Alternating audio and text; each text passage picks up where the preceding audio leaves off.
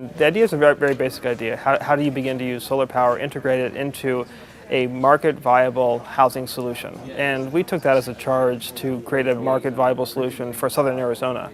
How do we begin to take a lot of research here at the university in different departments, from optical sciences to agriculture to material science and the College of Architecture, to begin to sort of bring research at the university into a market-driven solution so people can find a way to live in concert with their environment instead of against it. So that's where the idea of homeostasis comes in. This idea that this house will live with the environment, not against it.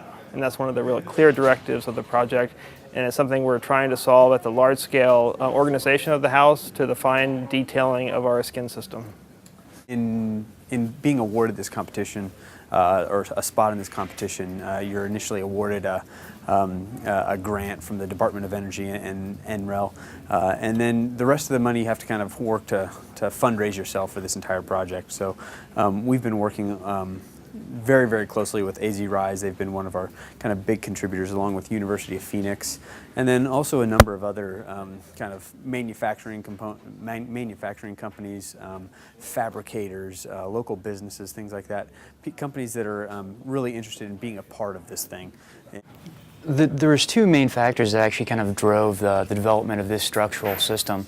The first factor was the idea of built-in integrated photovoltaics.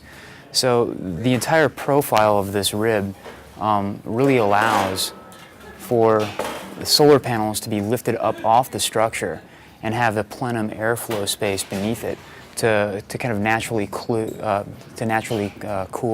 through stack ventilation the underneath side of the solar panels to increase their efficiency and make them work a little bit better.